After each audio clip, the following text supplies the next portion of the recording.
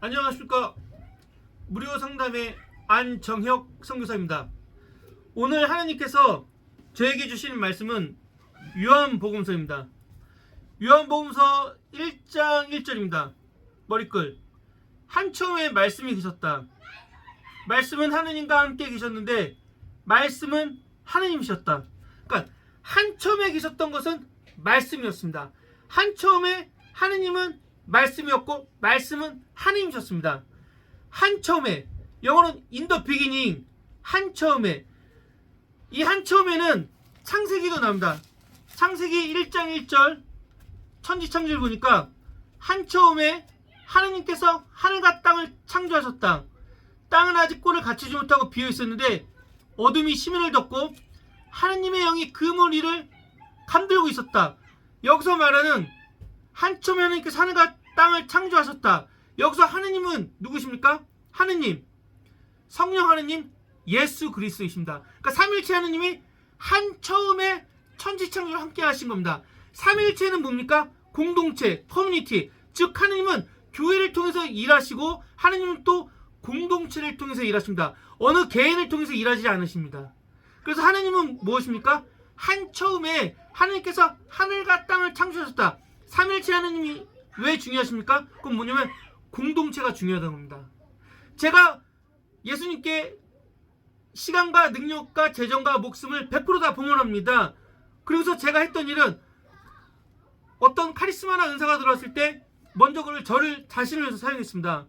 그리고 저의 가족들을 위해서 사용했고 그 다음에 제가 속한 공동체, 즉 천주교회나 어떤 이제 연합된 개신교회에서 거기서 일을 하면서 같이 봉사를 하고 섬기는 건 일을 했습니다.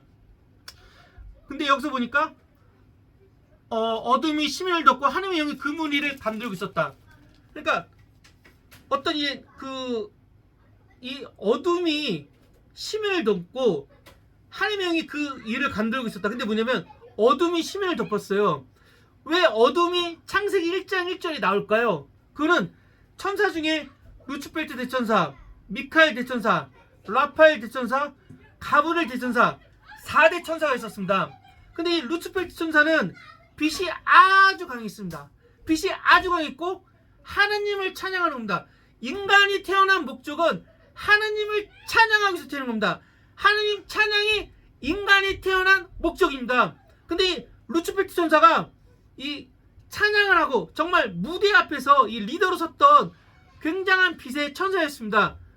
그런데 이 루츠펠트 천사가 이 순간 이 주변에 이제 나쁜 천사들이, 거짓 천사들이죠, 막 꼬인 겁니다. 당신은 하느님보다 더 높다. 그러다 보니까 이 루츠펠트 천사가 교만해져 갖고 하느님과 맞짱을 뜬 겁니다.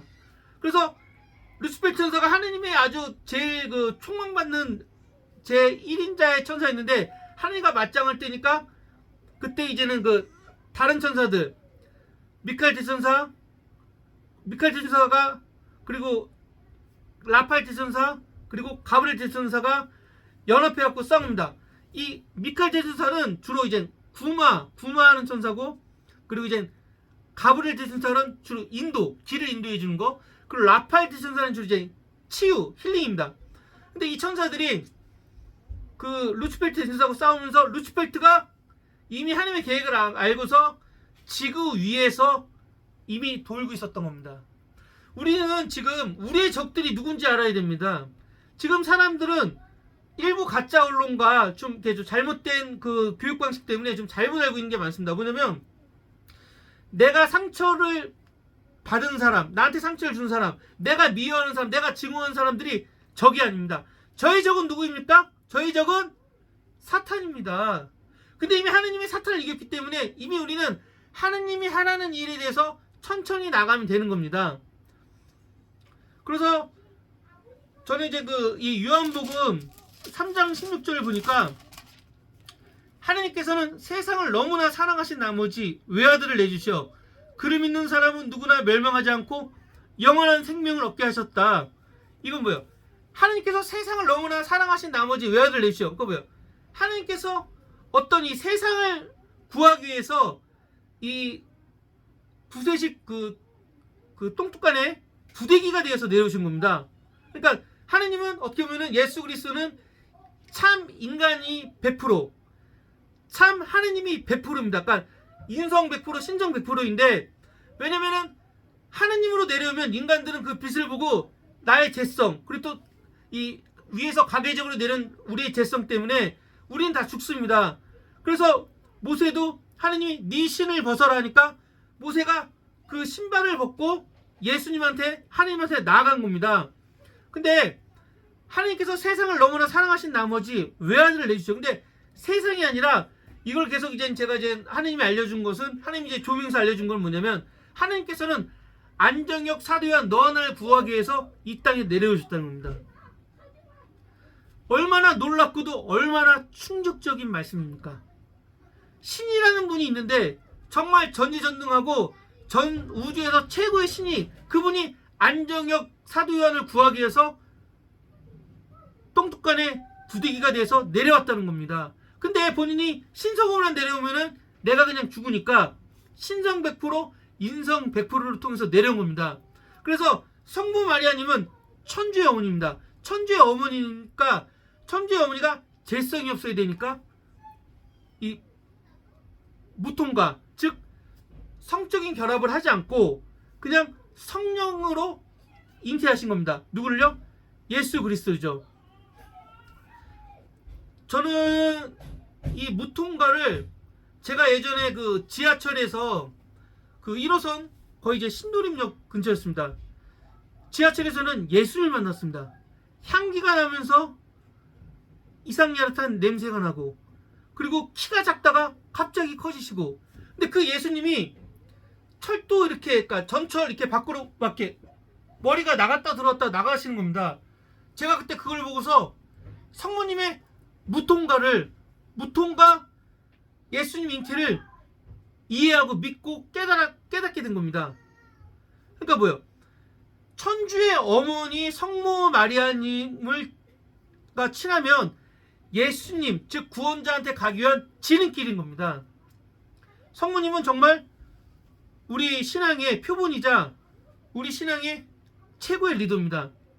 인간 중에서 천사들을 뛰어넘은 최초의 인물이기도 합니다. 근데 하느님께서 계속 3장 16절을 저한테 주시길래 제가 그 예전에 계속 이걸 읽었습니다. 그리고 알겠습니다 그랬어요. 근데 하느님 또 막 7번째, 8번째 주길래 제가 짜증과 화를 냈습니다. 아, 하느님 안다고요.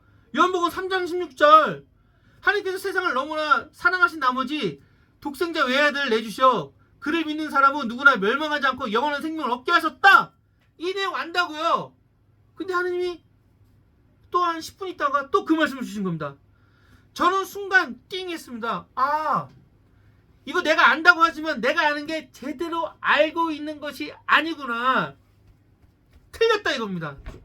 그래서 제가 그때 카톨릭에 나오는 뭐 유튜브, 아니고 이제 또 굿뉴스, 또 관련된 자료 많이 공부를 했습니다. 근데 이렇게 뭔가 이렇게 와닿는 게 좀 약간 좀 적었습니다. 그래서 이제 좀 미안한데 이제 개신교 걸 또 열심히 봤습니다. 근데 와닿는 게 없었습니다. 그러다가 김용희 선교사님이라고, 이렇게 자기가 뭐 중학교 중퇴인데 자살하려고 했다가 교회에서 요한복음 3장 16절을 강의하는 걸 보고 눈물이 펑펑 쏟아졌고 십자가 실제가 됐다는 겁니다. 근데 그분 강의를 보다가 십자가에 대해서 제가 굉장한 좀 감동이 왔습니다. 그래서 그때 그 서울의 천보산이었죠. 거기서 한 5박 6일 십자가 피정이 있었는데 거기를 갔다가 제가 5박 6일 동안 펑펑 울은 겁니다. 십자가 하면은, 그전에는 그냥 십자가 알겠습니다 그랬는데 그때는 십자가 하면은 막 오열하고 우는 겁니다. 거기 있는 그때 한 학생들이, 한 봉사자들하고 한 정확히 기억은 안 나지만 200명, 300명인가 넘었는데 제가 막 너무 심하게 오열하고 그러니까 저를 막 다 쳐다본 겁니다. 그래서 막 그렇게 막 너무나 울고 그랬습니다. 지금 제가 입고 있는 이 위에 마이는 어느 그 평택에 그 송탄 연합회에 있는 어느 신부님이 주신 겁니다. 근데 예수님을 만났다는 이거하고 똑같습니다. 예수님이 안정역 사돈 요한을 위해서 이제는 너 살인자였고 너 거짓말장이었고 너 나쁜 사람이었고 너 돈만을 추구했던 사람이고 너 너의 명예와 쾌락과 돈만을 추구했던 인간 쓰레기 지옥의 하치장이었는데 이제는 내가 널 위해서 너 대신에 내가 죽었으니 이제는 너는 이 예수님의 옷을 입고 내 일을 하여라. 너무나 눈물이 나는 겁니다. 그때 저는 십자가가 실제로 실제가 되었습니다. 그러니까 내가 안다. 사람들이 그렇습니다. 나 예수님 알아. 나 십자가 알아. 그래 나 요한복음 3장 16절 알아. 나 성경 10번 이상 통독했다고. 나 성경 10번 이상 필사했다고. 근데 뭐가 있어요? 진정으로 아는 사람은 말을 하지 않아도 변화된 삶을 살 수 있습니다.